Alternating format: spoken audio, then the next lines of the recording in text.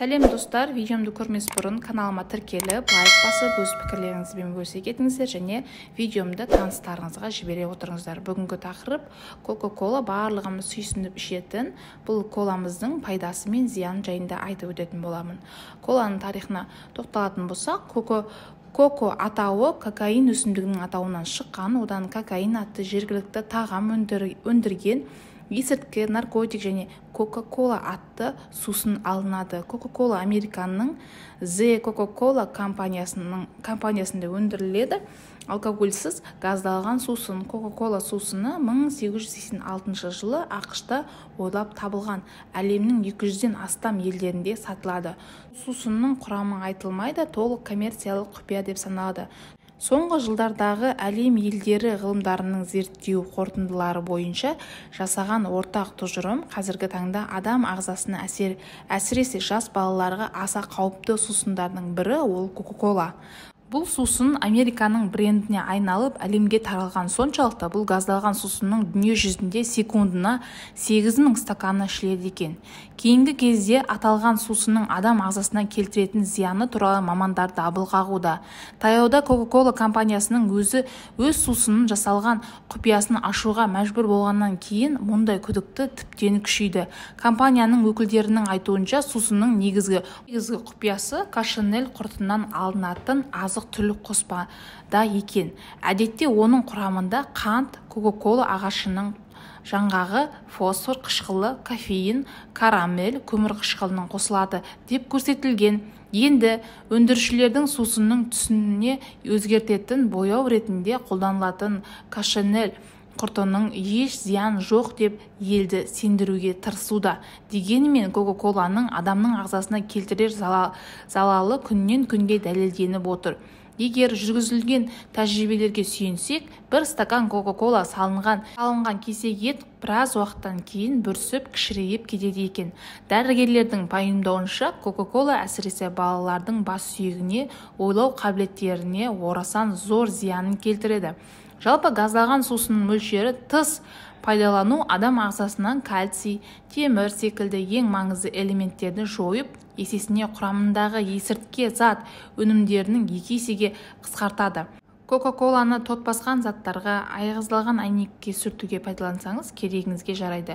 Өздеріңіз көріп отырғандай, Кока-коланың құрамында тұнып тұрған химикат пен зиянды бояғыш заттар және газдар. Таза ештеңке жоқ. Бұл сусынмен америкалықтардың мәшинесінің моторын жуатын көрінеді. Қазақстандық дәрігерлер мамандар стаканға қойылған сусын бауыр салынған бауыр іріп-шіріп кететін, созылмалы асқынып кететін аурулардың пайда болуы осы сусынның арқасында. Кока-кола сусынның құрамында доңыздың ішек майының пайдаланатын туралы ағылшын тіліндегі мәліметтерде бар екені анықталған. Ал Мысыр елінде Америка құрама штаттарының 6 жыл тұрып осы сусынны зерттеген мысырлық доктор Кашғани араб тілінде пікірде жоғарғыдағы ағылшын тіліндегі келтірілген мәліметтерге сәйкес шықты.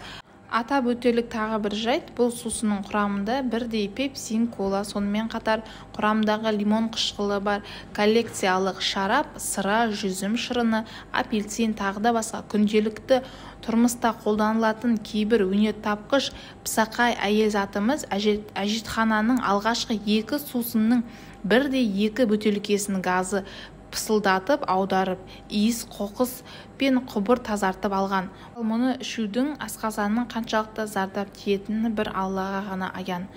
Біздің елімізде энергетикалық сусындардың зардабының қалай құтылу мәселесі енді ғана көтеріліп жатқанда, ал олардың шыққан отаны Американың сусын өндірушілері өз мектептерінің құрамында қанты бар сусындарды жеткізуді мүлдем тоқтатқан. Өнеркәсіп өкілдері баяндамасында соңғы 5 жылда мектептердің калориясы жоғарғы сусындар жеткізу 95%-ға азайтылғаны айтылады. Олар жеміс-жидек шырындарын, су және калориялық аз сусындарды алмастырылған. Оған мектеп оқушыларының жоғарғы калориясы жедел дайындалатын тағам мен тәтті сусындардың әсіресе жаппай салмақ қосу, шектен тыс семіру негіз болған. Құран кәрімде алкоголь өнімдері мен доңыз етінің харам саналатынын айқын көрсетілген. Әйтсе де адам денсаулығының зияны бар, айтылып та, жазылып та жатқан күмән туғызатын энергетикалық сусындарда өз қалауымызша қолдануымыз баршылық. Зайырлы елдерде ненің адал, ненің харам жеу әркімнің өз еркінде. Дегенмен мұсылмандардың сүйікті пайғамбарымыз Мұхаммед саллаллаху алейхи уассалам шын мәнінде адал мен харамның беті ашылады. Бірақ бұл екеуінің ортасында көпшілік біле бермейтін күмәнді нәрселер бар деген хадисі сол күмәнді нәрселерден бойды аулақ ұстауға шақырады. Ал енді Кока-коланың пайдасы жағына қарай тоқталатын болсақ, бірінші, егер кастрюліңіз қап-қара болып кеткен болса, ішіне Кока-кола құйып қайнатсаңыз, кастрюліңіз жап-жаңа болып қалады. Екінші, кез келген суретті ескі етіп көрсеткілеріңіз келсе, суретке кішкене ғана кола құйсаңыз болды, суретіңізді ескі қылып көрсетеді, бірақ суреттің ішіне малып қоюға болмайды. Үшінші, егер шаш бояуыңызды байқамай басқа түске бояп қойған болсаңыз, сол кезде шашыңыздың бояуын симулять етуге қолдануға болады. Төртінші, ескі тиындарды Кока-колаға салып, оларды жап-жаңа қылып алуға болады. Шәйнектің ішіне Кока-кола құйып, оның бір күнге қалдырып, қақ толығымен кетеді. Унитазға да Кока-коланың көмегімен тазалап алуға болады. Тұздыққа бірде-бір есебіне Кока-коланы араластырып, артынша оны етке қосып дайындауыңызға болады, өте дәмді болады. Кока-коланың шашқа арналған ең үздік кондиционер ретінде қолдансаңыз болады. Алдымен шашыңызды Кока-колаға жуып, артынша кептіріңіз. Және коламен асыл бұйымдарыңызды тазартуға болады, бірақ тастары болмау керек. Достар, адам ағзасына Кока-коланы тек бірақ кезде ғана қолдануға болады, ол да болса қанта түсіп кеткен кезде. Ал басқа уақыттың барлығында адам ағзасына Кока-кола өте зиян. Егер балдарыңыз жастайынан Кока-кола ішсе, тістері шіріп кетеді. Асқазан ішек жолдары, панкреатит, холецистит деген неше түрлі ауруға жастайынан шалдығуы мүмкін. Сондықтан барынша өздеріңізде, отбасыларыңызда, бала-шағаңызда Кока-коланы ішуге мүлдем болмайды. Тыйым салуға әрекет жасаңыздар. Көп үйдегілерді байқасам, тойып тамақ шығаннан кейін Кока-кола ішсек ас қорытады деп ойлайды. Кока-коланың ішіндегі газдың мөлшері шамадан тыс болғандықтан просто кекіртеді, сіздерге бір жеңілдік беретін сияқты болады, ал негізінде ас қорытпайды. Ас қорытуға ұйқы бездің жақсы жұмыс жасауы қажет. Бір стакан кола сіздің иммунитетіңізді 4 сағатқа түсіреді. Бір стакан кола сіздің 6 ай, 1 жыл бойы ішіп жүрген витаминдеріңізді жойып түседі.